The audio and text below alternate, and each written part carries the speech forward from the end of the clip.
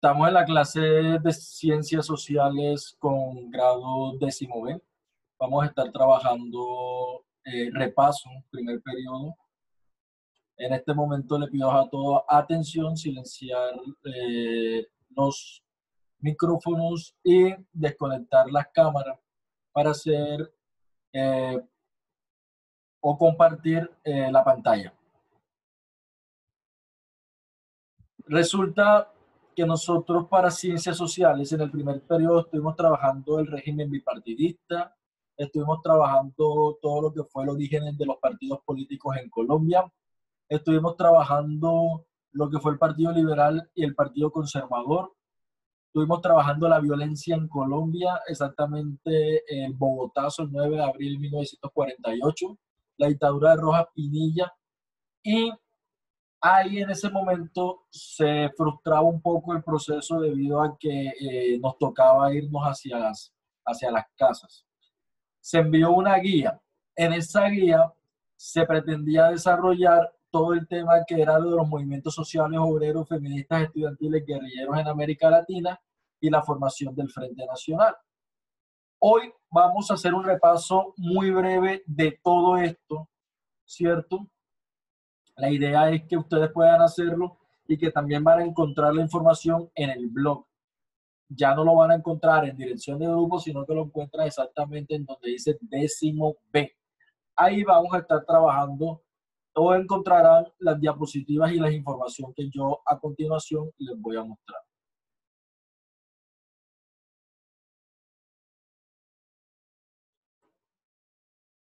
Entonces, para hablar de el bipartidismo en Colombia, inicialmente recuerdo que hablábamos en clase que se daba desde 1946, muchos lo llevaban hasta el Frente Nacional y muchos otros decían incluso que esto se iba hasta el 2002, otros hasta el 2012. Yo lo he reseñado una época totalmente completa. 2012 no, 2002. Ahorita le cambio por favor esto acá. Resulta que el bipartidismo en Colombia se concibe, o bueno, el bipartidismo del mundo se concibe como dos, ¿cierto? Y cuando estamos hablando de dos, en el mundo podemos encontrar diferentes ejemplos y le preguntaba yo a ustedes en clase cuál podría ser uno de ellos y nos dábamos cuenta que el ejemplo más claro es el ejemplo estadounidense, donde existe incluso hasta la fecha un sistema bipartidista. Solamente dos partidos políticos tienen la posibilidad de disputar el poder y el control político, económico y social del país.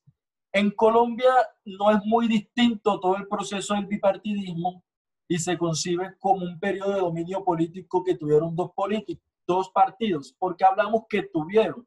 Porque recuerden que después de ciertos momentos en el país se dio un proceso llamado la apertura democrática que permitió que muchos partidos políticos que antes no podían entrar a jugar en el terreno político y democrático, ahora sí lo pudiesen hacer incluso con un amparaje constitucional que les decía, ustedes pueden crear partidos, ustedes pueden ir a unas elecciones siempre y cuando cumplan con unos mínimos requisitos para poder entrar a esta contienda. En Colombia, desde 1840 y 1840 estamos hablando entonces del siglo XX. ¿Sí? ¿Alguien me decía algo?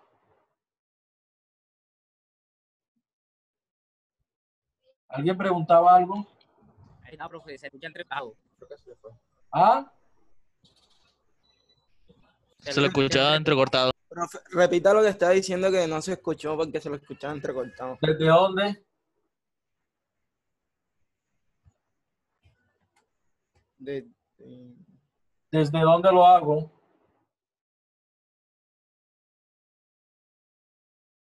¿Desde dónde lo hago? Profe, ¿escribimos eso o es opcional? ¿Desde dónde creen que puedo hacer o repetir? Repita. Que necesitaban unos requisitos para poder. Que ya los demás partidos podían hacer algo, por algo democrático. Venía comentando que en Colombia había un momento en que solo podía ser así, constitucionalmente estaban amparados como en los Estados Unidos, solamente 2 partidos podían disputarlo. En Colombia sucedió así durante cierto tiempo, hasta el 2002. Ya les voy a explicar por qué hasta el 2002, pero sobre todo desde 1840. ¿Y 1840 corresponde a qué siglo? Siglo XVII. Desde el 17 estamos en la conformación entonces de partidos políticos en Colombia. Hasta el día de hoy, ¿no? Sí, se siguen formando, pero en ese momento solamente venían 2 corrientes. Las 2 corrientes, María Sánchez. ¿Quién es María Sánchez? Es un infiltrado. María Sánchez no es de este salón. Eso no es de aquí. Mayra. Eso no es de aquí. Si es alguien que entró con otro perfil y es del salón, que me diga, porque si no me va a tocar sacarlo. No será esta María Ángel, ¿no? Ahí tú eres pendejo, que acaso María Ángel Sánchez. Acabo de ingresar, María Cecilia, la coordinadora de convivencia. Ah, profe, ¿cómo está, profe? ¿Cómo ha pasado? Disculpe, estaba verificando quién era. Bien, bueno. Bueno, continuamos, chicos. Entonces estábamos diciendo que eso sucedía en Colombia y solamente hasta el 2002 cambia el panorama, cuando ya se da una apertura democrática y los partidos políticos tradicionales tienen que empezar a competir en el terreno democrático y político, obviamente, contra otros partidos que vienen emergiendo y naciendo. ¿Cierto? ¿Comprendido hasta ahí? Sí. Listo. Sí. Entonces, decíamos que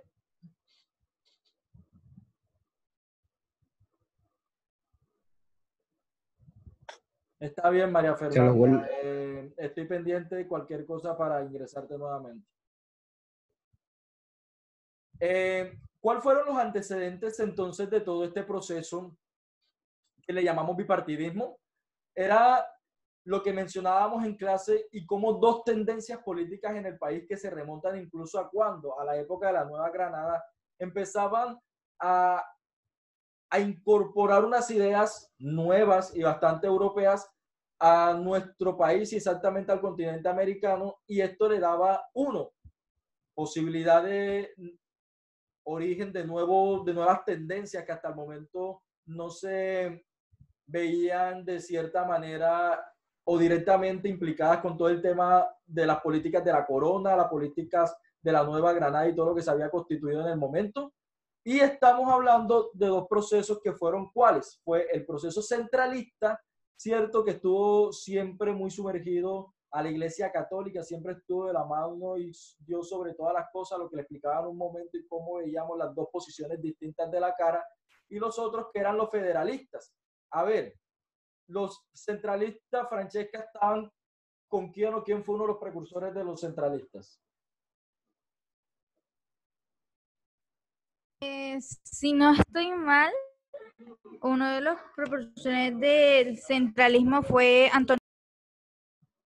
Y lo tenemos aquí en pantalla también, ¿cierto? Y Antonio Nariño, este hombrecito que estamos viendo en esta parte de la pantalla, era una persona que había tenido la posibilidad sobre todo de tener algunos viajes a Europa y había empezado a transmitir unas ideas totalmente distintas a la corona. En ese momento se podían plantar incluso como revolucionarias, pero que no pretendían en cierta manera modificar el status quo que ya ellos tenían como parte de la jerarquía de la sociedad en ese momento.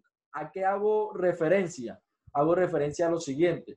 Si bien ellos tenían posibilidades, estaban muy cercanos a la corona, también querían sacar a los españoles nativos, ¿cierto? Los nativos de España, querían regresarlos a sus tierras, querían sacarlos de aquí, y si bien ellos eran criollos, ya habíamos explicado un poco lo que era ser criollo, ¿cierto? No terminaban modificando las estructuras coloniales, sino lo único que querían era que los españoles se fuesen y ellos quedar manteniendo el dominio y el control económico y político, ¿cierto? Pero todavía teniendo esclavos, todavía manteniendo cierta jerarquía dentro de la sociedad, todavía teniendo un dominio y un control político, ¿cierto? Que les implicaba en cierta manera empezar una disputa. Y por otro lado, ¿cierto? Se encontraban quienes, se encontraban los federalistas que fueron originarios o fueron de cierta manera motivados por lo que fueron las ideas de Camilo Torres Tenorio, que es este otro señor que tenemos acá, muy poco ya mencionado dentro de la historia de Colombia, pero también fue una persona muy importante, sobre todo para la conformación de los otros partidos políticos. ¿A dónde nos lleva esto? Nos llevó a cuando se consolidan los partidos, y los partidos políticos se consolidan exactamente en el periodo que yo les decía anteriormente, la Nueva Granada. Los dos bandos que nacían de lo que yo les decía ahorita, los centralistas por un lado y los federalistas por otro lado, los centralistas ya venían formando bajo un liderazgo de ¿quién? De Francisco Paula Santander, la persona que luego se convierte en parte del gobierno colombiano, y los federalistas impulsados un poco por todo aquel legado que Simón Bolívar dejaba hasta entonces y ya lo que conocemos de sus grandes hazañas. ¿Qué sucede posteriormente? Y es que los procesos como el Frente Nacional, del que vamos a hablar más adelante, le generan al país la posibilidad de que, uno, los movimientos políticos que hasta entonces existían, pero no tenían una posibilidad de representación, pudiesen entrar a pelear lo que hoy en día se llaman las personerías jurídicas y poder empezar una disputa sobre los cambios y transformaciones sociales y políticas del país. Eso estaba sucediendo también cuando la séptima papeleta, ¿cierto? También sucedieron algunos procesos muy similares cuando empiezan los movimientos sociales y populares, incluso ahorita en el 2013. Entonces son una serie de acontecimientos que de cierta manera han llevado a que cada día más diferentes fracciones de los movimientos sociales y políticos quieran aglomerarse en partidos políticos para llevar su voz a los estados de representación, y es donde nace el Maíz como partido político, y es donde nace AS, incluso los religiosos con partidos como Mira, el centro izquierda con el Partido Verde, a la izquierda con en su momento lo que fue el Polo Democrático, hoy en día con la representación que tienen de la Unión Patriótica y otros partidos políticos que en Colombia vienen naciendo y emergiendo cada día y que se amparan bajo una constitución que les permite hacerlo. El siglo XIX, como les contaba ahorita rato, hablábamos del 17, del 18, pero ¿qué pasaba en el siglo XIX? El siglo XIX entonces viene a suceder que, sobre todo en Colombia, se desata una época de violencia, y ya estamos hablando del tercer componente, como les explicaba al inicio. Se desata toda una época de violencia y hablamos desde guerras civiles, desde la Guerra de los 1000 días, que es muy famosa, hasta una infinidad de batallas que lo que generaban era la posibilidad de enfrentamiento entre ambos bandos y la posibilidad de que uno de los dos pudiese mantener el dominio territorial. Y por eso a mí me gustaría, Ballestero, hazme un favor, léeme lo que dice ahí sobre el siglo XIX, por favor.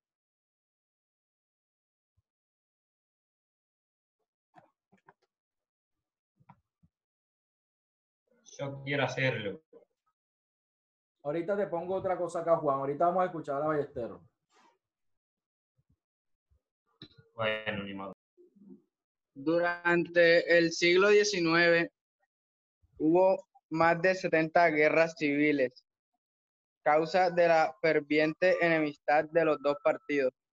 Uno de estos conflictos fue la Guerra de los Supremos, la cual fue una rebelión clericalista que se dio en la ciudad de Pasto, en donde el pueblo era opositor al gobierno bolivariano de José Ignacio de Márquez, hecho que los santanderistas aprovecharon para expandir la rebelión por todo el país.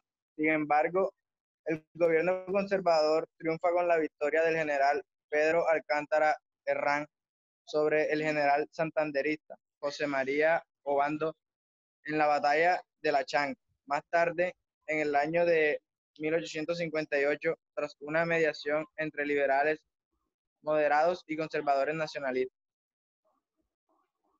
Exacto. Nos quedan exactamente unos 10 minutos, no menos, ya les digo. Ustedes deben estar ingresando a la próxima clase sobre las 11:40. Tenemos unos 8 minutos. Voy a intentar cerrar rápido.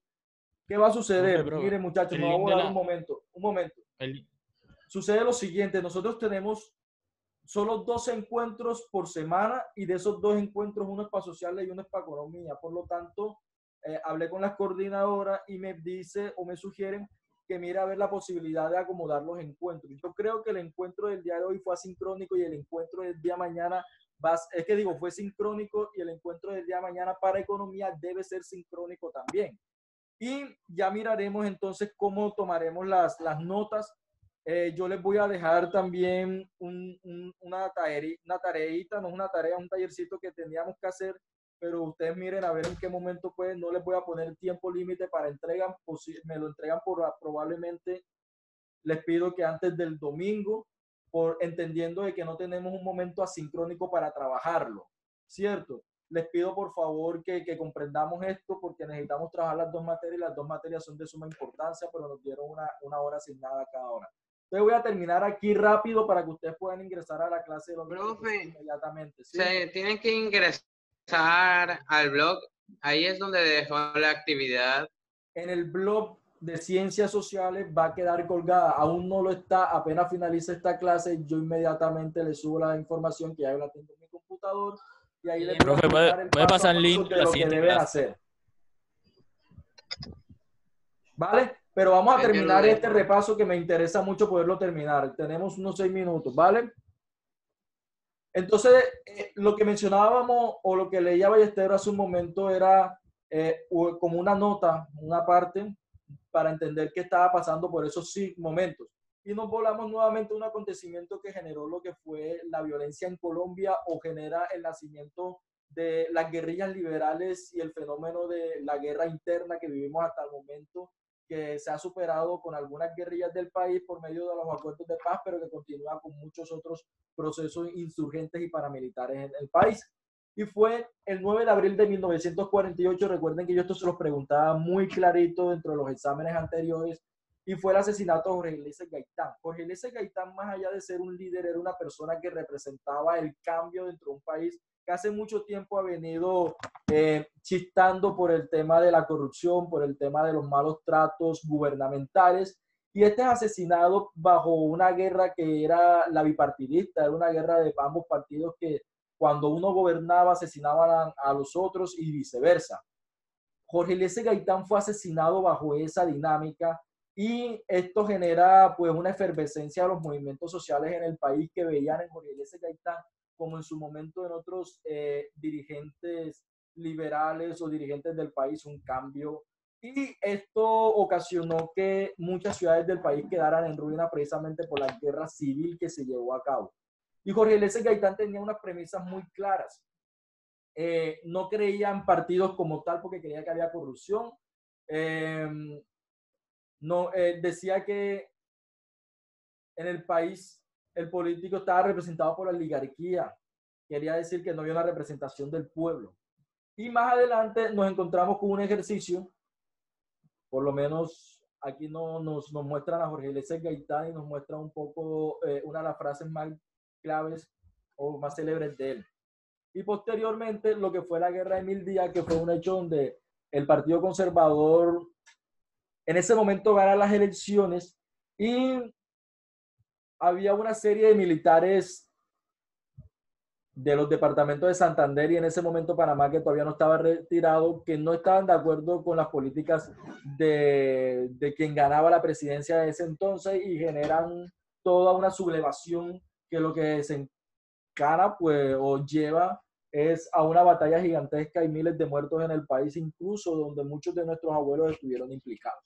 Chicos, yo sé que lo hice de manera muy rápida y podríamos estar hablando de muchos otros acontecimientos como las dictaduras militares de Jorge Rojas Pinilla y esto, pero no nos va a dar tiempo, la Junta Militar y otros, no nos va a dar tiempo, así que yo les voy a pedir que por favor revisen, yo les voy a dejar la lista de los temas que van a quedar para el examen, revisen el blog, en el blog van a tener la información, esa información es clave para que podamos realizar un buen examen, van a tener un examen como se los he venido repitiendo muchas veces, necesitamos que ustedes sean muy muy, pero muy sinceros al momento de responder cada una de estas preguntas. Entonces, chicos, no siendo más, vayan a ingresar a la próxima clase y revisen cuando terminen aquella. Puede mandar el link de la que siguiente clase. deben hacer. Y el link. Diana. Ay, pelado. Chinizo ya es la área de Se madre. supone que ¿Son 2 horas de ética o una? Ay, Chinizo lo Oiga, de usted va a dejar la actividad ahora y tenemos que enviársela cuando. Antes del domingo. Bueno, El Chinizo lo de matemática. Sí, profe, pero está largo, ¿ok? Ah, Es corto el trabajo. van a verse una película y me van a hacer un trabajo de ahí. Ah, o sea, es solo una película y ya. Y contestarme unas preguntas. Ah, pero no es tan extenso, ¿cierto? No, la película, lo que es extensa es la película dura 1 hora y media. Está en Ah, YouTube, ya. se llama La Noche de los Lápices. El que se la quiera ir viendo lo puede hacer. Ya, nosotros hemos visto el año pasado. Nosotros la vimos. Esa no la es vimos la el de año la pasado. gente. De poco Nosotros la estamos Argentina. viendo el De año los pasado. estudiantes que mataron. No la terminaron. Ajá. sí, pero nosotros no nos las terminamos de ver, ¿verdad? ¿O sí? ¿Cómo se llama No. la película? ¿Cómo que se No, llama? nosotros no nos las terminamos de ver. La ¿Cómo Noche se de los llama? Lápices.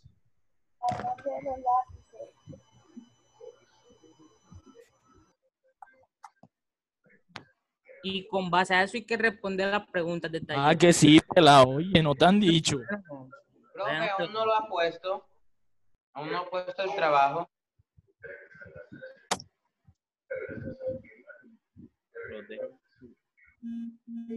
Chicos, ingresan a la clase del profesor que tienen clase ahora.